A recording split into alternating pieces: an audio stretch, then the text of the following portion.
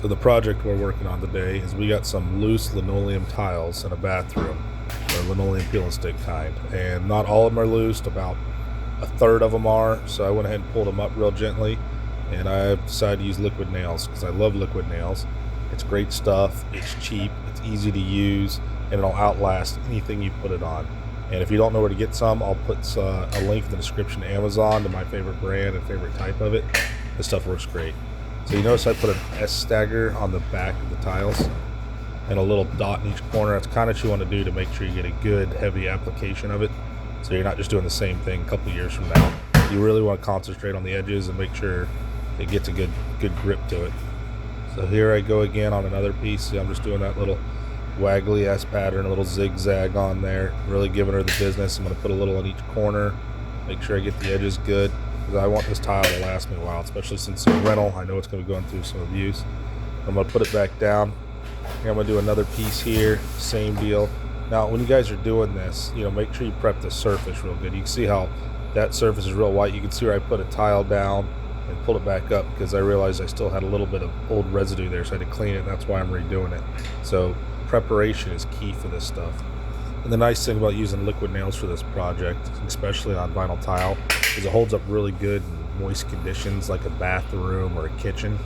I've had great luck with it. I mean, I know those tiles are cheap, but most of the time what they do is they change brands or colors, and you don't want to redo the whole room just because you have 4 or 5 loose tiles. So that's why liquid nails really comes in clutch here. Works good. So I'm pressing them down real good.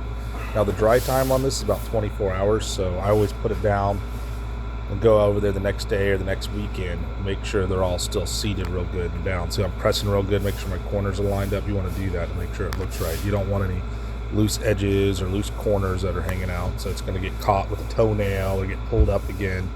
Because, I mean, especially in this case, like it's a rental in a bathroom, I want it to last as long as possible so I have to mess with it again.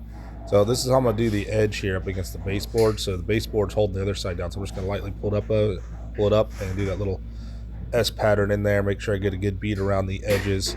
Then I'm going to push it back down and reseat it. So there I go now, I'm pushing it down, I'm reseating it. This is really going to last, I can tell.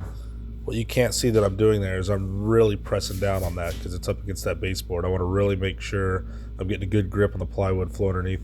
Here I go again. I'm going to double check that one. I'm going to make sure I get some pressure on it. Then I'm going to pull my last one up here that I got left to do.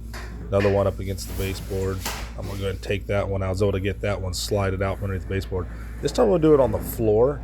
It's up against that baseboard there, so I got to push it down and kind of slide it up underneath that baseboard because I don't want to take the baseboard off because it's just creating more work for myself. So same thing, I'm putting it right on the floor. Make sure